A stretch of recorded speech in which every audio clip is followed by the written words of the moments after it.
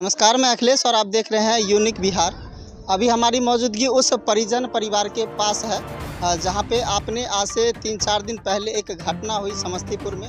अगर देखा जाए, एक लड़की जो है समस्तीपुर में रह के तैयारी करती है और एकाएक उस लड़की का शव जो है हुआ मिलता है। आखिर इसके पीछे का क्या कुछ रहस्य है, जिसको जानने के लिए हम यहाँ पे परिजनों से मिलने के लिए आए हैं। आखिर क्या घटना घटित हुई थी और किस प्रकार से ये घटना हुई है, इसकी जानकारी लेने के लिए हमारे साथ परिजन हैं। परिजनों से बात करेंगे। चलिए हम परिजनों से बात करते हैं कि उस दिन क्या कुछ घटना हुई थी। आपने सोशल मीडिया पे एक खबर बहुत ही वायरल हुआ था, जो कि हम आपको बता दें कि एक रूम में जो है एक लड़की का लाश संदिग्ध अवस्था में मिलता है, जिसके बाद जो है वहाँ पे उसकी बहन भी साथ रहती है, हमारे साथ भी मौजूद है।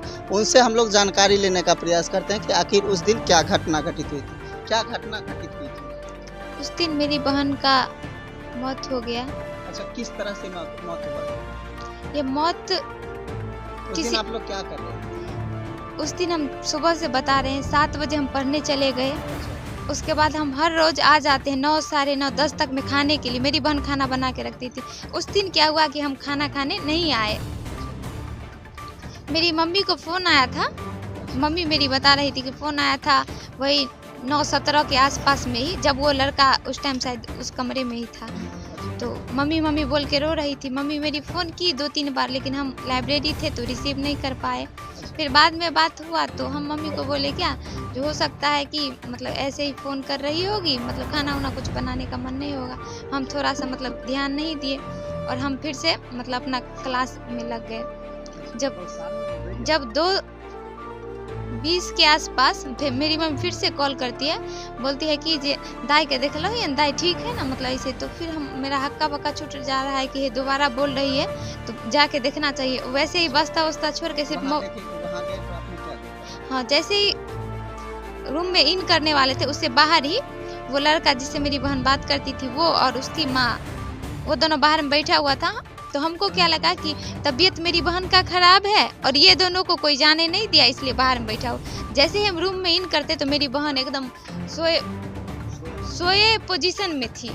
मुझे लग रहा था कि बहन सोई हुई है, लेकिन हम जगा रहे हैं कि दाई उठना, तो वो उठ नहीं रही थी। फिर हम नरी वगैरह चेक किए तो मृत शरीर था। तो भी हम अपने भर कोशिश करने, अपने तसल्ली के लिए कि उठा के ले जा, मतलब कि हॉस्पिटल ले जाएंगे, किसी से हाथ जोड़ के मदद मांगे, लेकिन कोई हेल्प देने के लिए तैयार तभी नहीं हुआ। उसके बाद आपने सूचना दिया था उस शासन को? सूचना हाँ, पुलिस को फ़ोन किया। हाँ, नहीं, मैं खुद, मेरे मोबाइल में रिचार्ज नहीं था तो हम फ़ोन करवाए दूसरे के द्वारा। वहाँ पे जो उस बिल्डिंग में जो लोग रहते हैं उनके द्वारा हम फ़ोन करवाए। वो लड़का जब हम रूम में आए थे, बहन वैसे पड़ी हुई थी, उसके मेरे पीठ पे ही वो दोनों माँ बेटा भी आ गया था। रोने धोने का, क्योंकि बहन तो मेरी बची नहीं थी, तो हम रोने धोने का मेरे पास उस टाइम कोई भी नहीं था। हम तीनों बहन रहते, वही हम और मेरी बहन तो उसी रूम में रहते थे। 3 बहन रहते? हाँ, 3 बहन एक हॉस्टल में रहती थी। समझ में आ नहीं रहा था, तो हम दूसरे के द्वारा ही मम्मी पापा को फ़ोन करवाए, अंकल को भी फ़ोन करवाए कि बताए नहीं कि क्या घटना हुआ। मम्मी बोले कि जल्दी आना, उसे बहुत ज़रूरी है, दाई की बहुत तबीयत खराब, इस टाइप से। फिर जैसे ही मम्मी पापा लोग मेरे पहुँचे हैं 3 बजे के आसपास, पुलिस आ गई थी। 2:35-33 तक में आ गई थी पुलिस। पूछताछ जो हुआ, हम अपने होश हवास में नहीं थे कि क्या बोलना है नहीं बोलना है। ऐसा सिचुएशन होने के बाद हम उनसे रिक्वेस्ट किए कि मेरे गार्जियन को आने दीजिए, उसके बाद मेरी बहन को ले जाइएगा। वो लोग थोड़ा मेरा बात सुने और कुछ देर रुके। उसके बाद जब मेरे पापा लोग आ गए तो उसके बाद मेरी बहन का डेड बॉडी पोस्टमार्टम के लिए सदर अस्पताल गया। इस बीच में वो पिंकी मैडम जो है, मुफस्सिल थाना की जो प्रभारी है शायद, तो वो लड़का से कुछ पूछताछ की। और लड़का जब हम आए थे तो बता रहा था कि दूसरा टाइम बता रहा था कि हम 11 बजे आए, 11 बजे। और जब सीसीटीवी फुटेज देखे तब हाँ, मेरे पास अभी भी अवेलेबल, जिसे पूरा अच्छी तरह से पता चलता है कि ये जो मेरी बहन का मौत हुआ है वो अपने कुछ नहीं किए, वो लड़का और उसकी माँ और उसका बाप तीनों मिलकर मेरी बहन को मार डाला। अच्छा, प्रशासन के द्वारा जो है क्या कुछ अभी तक नहीं, प्रशासन के द्वारा ऐसा कुछ अभी ठोस कदम नहीं उठाया गया है और हम प्रशासन से ये चीज़ मांग कर रहे हैं अभी भी। लेकिन प्रशासन का कहना है कि इतना जल्दी थोड़ी ना होता है, मतलब वो हमको टाल रही है, ऐसा समझिए। हम बार बार मांग रहे हैं उनसे, लेकिन मतलब कोई सही जवाब नहीं मिल रहा है। किसी पे संदेह आपको? हाँ, संदेह पूरा उसी पे है। हर्षवर्धन नाम का लड़का है जिसका घर विक्रमपुर बांधे पड़ता है। वो मेरी बहन के रूम में 9:17 में इन करता है और 9:43 या 44 में गया था, तो बैग लेके गया था और फिर बाहर निकलता है 9:44 में। इतना देर वो अंदर रहता है, फिर थोड़ा देर आगे जाके रोड पे एक फ़ोन करता है किसी को और उधर से उसका माँ और बाप दोनों बाइक से आता है। उसके बाद वो तीनों मिलकर मेरी बहन के रूम में जाता है, तीनों। वो तीनों फिर 5 मिनट उस रूम में ही रहता है, फिर तीनों धड़फड़ करके फिर वो लड़का अपना बैग ले लेता है। हमको पूरा लगता है कि वो लड़का और उसकी माँ और उसका बाप तीनों साजिश करके मेरी बहन का मार डाला। चलिए, लड़की के गार्जियन हमारे साथ हैं, क्या कहिएगा चाचा इस मामले को लेकर? मेरी बेटी को तो हत्या कर दिया। हत्या किया गया है। अच्छा, प्रशासन चाहती है प्रेम प्रसंग का मामला बनावे, अच्छा, लेकिन ऐसी कोई बात नहीं है।